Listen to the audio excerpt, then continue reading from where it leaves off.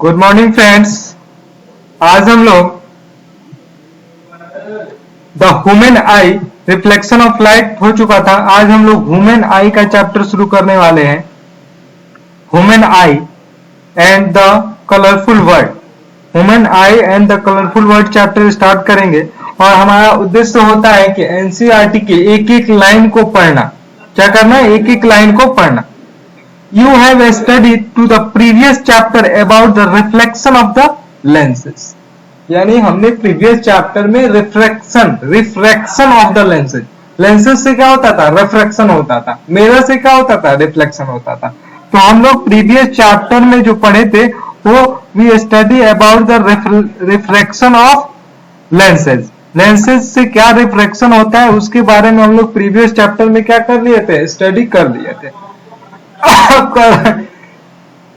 You also study the nature, position and relative size of the image found by the lens. Lens के द्वारा हमने पढ़ा था कि कैसा इमेज बनेगा, nature, position and relative size, और इमेज का साइज क्या होगा, relative size of the image, image का जो साइज होगा फाउंड बाय द लेंस पढ़ चुके थे। How can this idea help in the study of human आई। अब हम जानेंगे कि कैसे ये सारे आइडिया ह्यूमन आई के स्टडी में मदद करते हैं।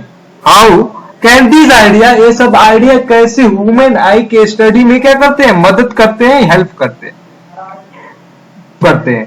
The human eye use the light and enable us to see the object around us. Human eye जो है वो यूज द लाइट का यूज करता है और सारे चीज जो है उसको देखने के लिए हम इनेबल होते हैं। It has a lens in it structure. What is the function of the lenses in the human I? What is the function? ये हमारा एक क्वेश्चन है। क्या है? हमारा एक क्वेश्चन है कि what is the function of lenses in the human आई, यानी हमारी ह्यूमन आई में लेंसेज का क्या महत्व है। तो ये क्या है, क्या मतलब है? तो हमारा क्वेश्चन क्या था कि what is the function of lenses, lenses का क्या फंक्शन है इन ह्यूमन आई, हमारे मानव नेत्र में। How does the lenses use for spectacles, कैसे जो हमारे लेंसेज हैं चश्मे में यूज होते हैं। करेक्ट डिफेक्ट ऑफ विजन, हमारे विजन को डिफेक्ट को करेक्ट करते हैं। Let us consider this question in the chapter. तो चैप्टर का हमारा मेन उद्देश्य है इस सारे क्वेश्चन का क्या करना? जवाब देना, यानी निष्कर्ष निकालना, देखना, हल, सॉल्यूशन निकालना। We learn the previous chapter about the light and some of its property. हमने प्रीवियस चैप्टर में लाइट और उसके प्रॉपर्टी के बारे में पढ़ लिया है। पहले वाले चैप्टर में क्या क्या पढ़ा? लाइट और उसके property. In this chapter we use this idea to study some optical phenomena in the nature. अब हम ये सारे आइडिया का यूज करेंगे some optical phenomena, कुछ ऑप्टिकल फिनोमेना होगा उसके स्टडी करने के लिए। We shall also discuss about the rainbow formation. हम लोग रेनबो फॉर्मेशन के भी बारे में पढ़ेंगे। Splitting of white light and blue color in the sky. Sky, हमारे जो स्काई में लाइट का स्प्लिटिंग, व्हाइट लाइट स्प्लिट होता है ब्लू कलर में, इसके बारे में भी स्टडी करेंगे हम लोग। तो नेक्स्ट में हम चलते हैं आगे। The human I, the human आई के एक टॉपिक आ गया, the human I. The human I is one of the most valuable and sensitive sense organ. Human eye जो है one of the most valuable and sensitive organ है। ठीक है, यहाँ पे ह्यूमन आई का डायग्राम भी बनाया गया है, तो डायग्राम के भी बारे में हम लोग देखेंगे। चलिए एक बार मैं इसको मिटा देता हूं, फिर आगे देखेंगे हम लोग।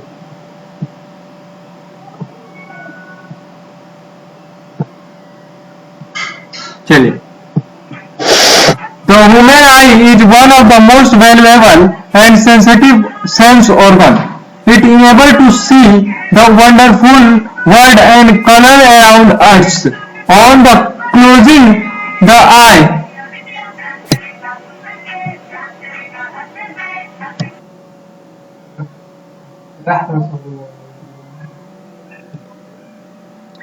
it enables to see the world around the color around the us.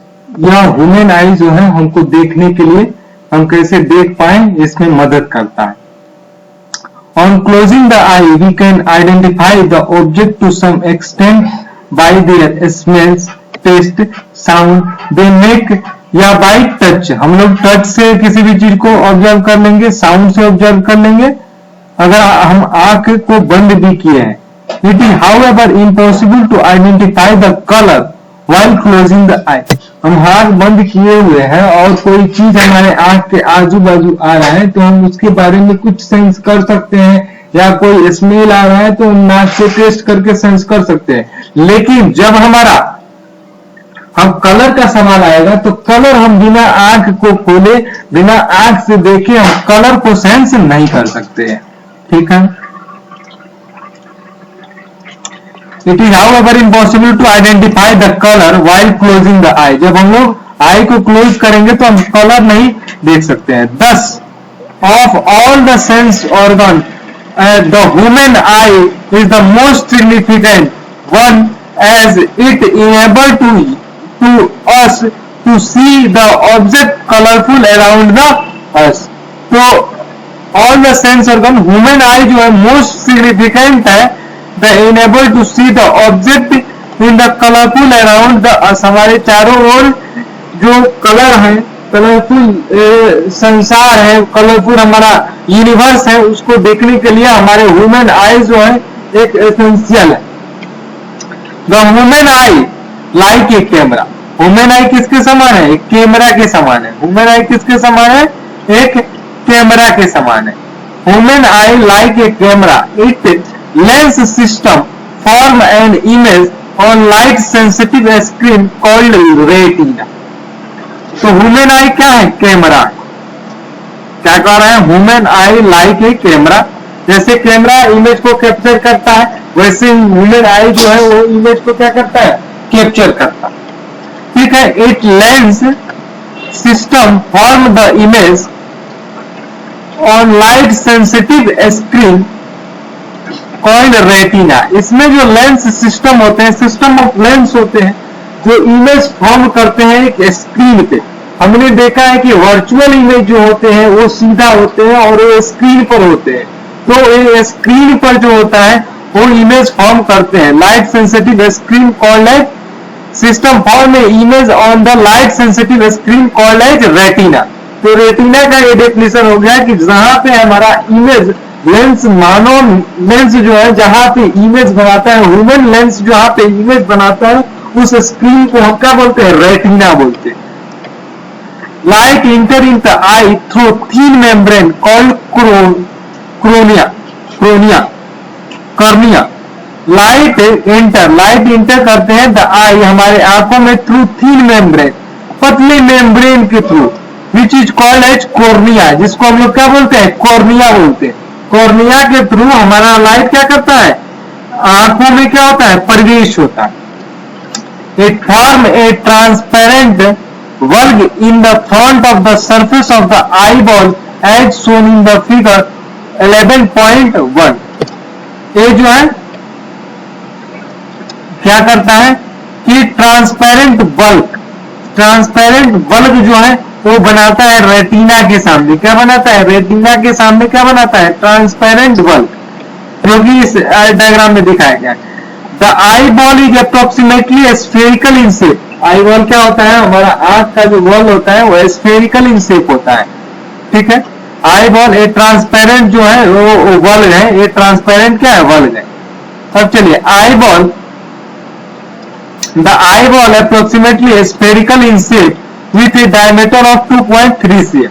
Eye ball जो है हमारा स्फेरिकल इन शेप में होता है and with A diameter of 2.3 cm. 2.3 cm के डायमीटर का होता है और स्फेरिकल शेप में होता है. Most of the reflection of the light रे entering the I occur at the outer surface of the cornea.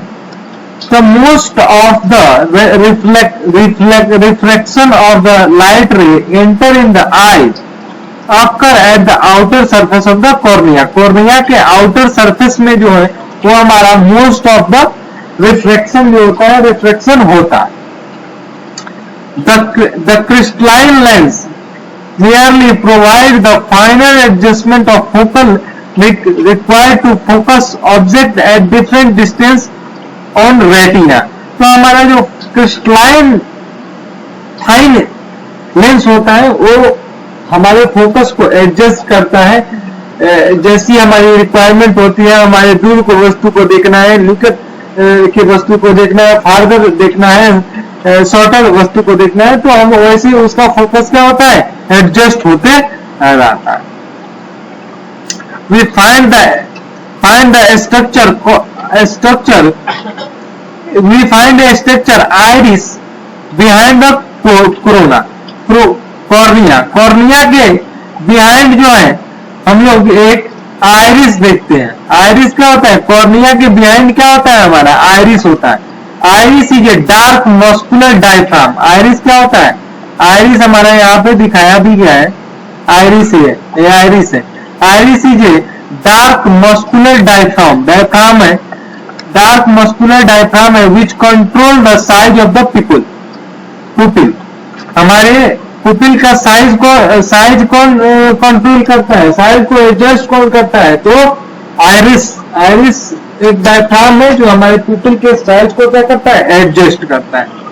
The pupil regulate and control the amount of light.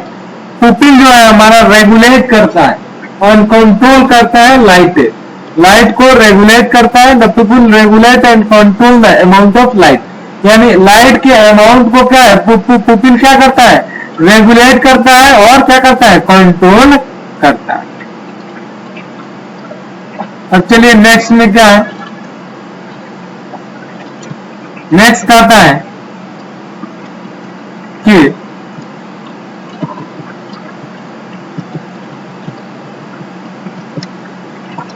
एक बार मैं मिटा लेता हूं फिर आगे हम लोग देखेंगे. तो नेक्स्ट में कहता है कि the eye lens form a inverted real image of the object on the retina. Retina पर जो आई लेंस है वो इन्वर्टेड रियल इमेज बनाता है. क्या बनाता है, इन्वर्टेड रियल, माने उल्टा और वास्तविक. The retina is delicate membrane having enormous number of light sensitives. Retina क्या है, retina is a delicate membrane having enormous number of the light sensitive cell. जिसके पास enormous number of, बहुत बड़ी संख्या में लाइट सेंसिटिव क्या है, सेल है. These light sensitive cell are get activated. This light sensitive cell are get activated upon illumination and generate electric signal. ये light cell जो होते हैं एक्टिवेट होते हैं और क्या करते हैं, जनरेट करते हैं electrical signal. These signal are sent to brain via optical nerve. ये जो सिग्नल है ऑप्टिकल नर्व भेजा जाता है. These signal sent to brain via optical nerve. Optical nerve के द्वारा ये ब्रेन को भेजा जाता है. The brain interpret this signal and finally the information show that the object are there. तो object are there. Finally object क्या होता है, ऑब्जेक्ट का वहां पे इमेज बन जाता है. तो क्या बन जाता है, ऑब्जेक्ट का वहां पे क्या बन जाता है, इमेज बन जाता है. ठीक है, अब हम आप लोग आगे बढ़ते हैं. बॉक्स पढ़ना कोई जल्दी नहीं है. पावर एकोमोडेशन हम पढ़ते हैं कि पावर एकोमोडेट कैसे होता है. पावर एकोमोडेशन, तो पहला है the eye lens is composed A fibrous jelly like material. Eye lens में क्या होता है, फाइब्रस जेली लाइक मटेरियल होता है.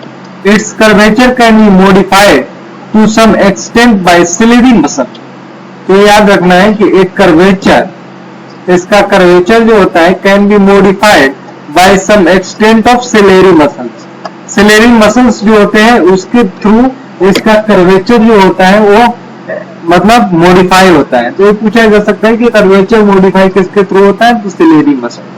The change in the curvature of the eye lens can thus change in the focal length. जब curvature change होगा तो focal length क्या होता है, f is equal to R by two, तो वो चेंज होगा। When the muscle are relaxed, the lens become thinner. अब देखिए when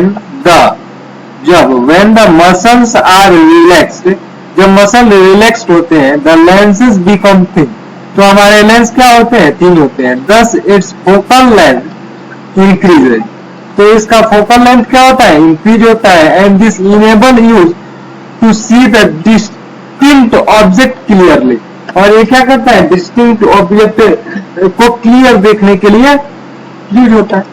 When we looking object closer to the eye, the ciliary muscle contract, जब हम आई के क्लोज में किसी भी वस्तु को देखने की, ऑब्जेक्ट को देखने की कोशिश करते हैं, तो हमारा सिलेरी मसल जो होता है वो क्या होता है, कॉन्ट्रैक्ट होता है, यानी सिकुड़ता है। This increase the curvature of the eye lens, जिसके कारण हमारा curvature of the eye lens क्या हो जाता है, बढ़ जाता है। And the eye cell become thicker, और हमारा आई सेल क्या होता है, मोटा हो जाता है। Consequently the focal length of the lens is decrease, यानी मोटे का तो लेंस फोकल लेंथ कम होगा, पतले का फोकल लेंथ ज्यादा होगा।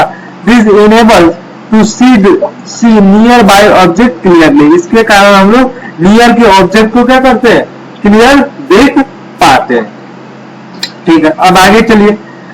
The ability of the eyelens to adjust the focal length is called the accommodation। अब ये पूछा जाता है accommodation क्या होता है, तो हम लोग कह सकते हैं कि the ability of the eyelens to adjust the focal length is called accommodation, यानी आई लेंस की वो एबिलिटी जिसके द्वारा आई लेंस अपने फोकल को क्या करता है, एडजस्ट करता है, फोकल लेंथ को क्या कर सकता है, एडजस्ट कर सकता है, तो उसको हम क्या बोलेंगे, एक्कोमोडेशन।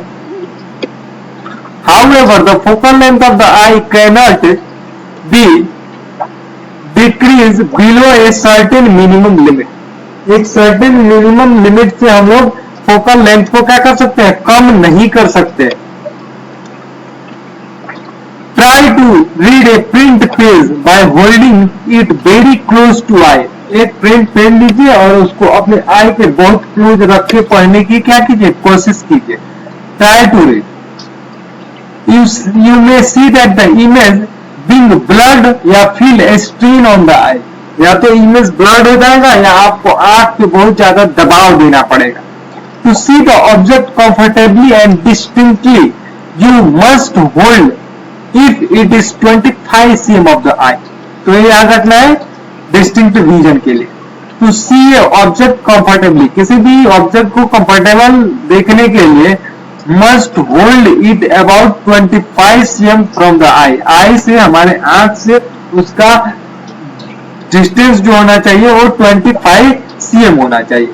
The minimum distance at which the object can be see most distinctly without strain is called least distance of vision, या it is called the near point of the eye, या इसी को least distance of the vision कहते हैं या near point of the eye भी कहते हैं। तो हम लोग क्या समझे, the minimum distance यानी कम से कम डिस्टेंस, मिनिमम मतलब कम से कम, the minimum distance at which object is seen most distinctly without strain, बिना स्ट्रेन के हम अच्छा से ऑब्जेक्ट देख पाते हैं, is called least distance of distinct vision, least distance of distinct vision, या it is called as near point of the eye, या इसी को हम लोग क्या बोलेंगे, near point of the eye। तो पूछा जा सकता है कि least distance of distinct vision या नियर पॉइंट ऑफ आई कितना है, तो 25 cm हमारा क्या होगा, आंसर होगा। For a young adult normal vision the nearer point is about 25 cm। The farthest point up to eye see the object is clearly called as far point of the eye. The farthest point up to which the eye see the object clearly, जिस farthest point तक eye जो है वो object को see कर सकता है, देख सकता है, it's called far point of the eye. It is infinity for normal eye. ये normal eye के लिए infinity होता है. You may note that the normal eye can see object clearly that are between 25 cm and infinite. यानी हमारा normal आई जो होगा 25 cm और इनफाइनाइट के बीच में कोई भी ऑब्जेक्ट है तो उसको क्लियरली देख सकता. ठीक है.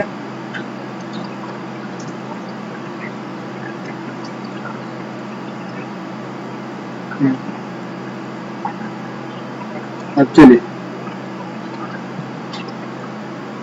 देखिए, sometime the crystalline lens of the people in old age become milky and cloudy.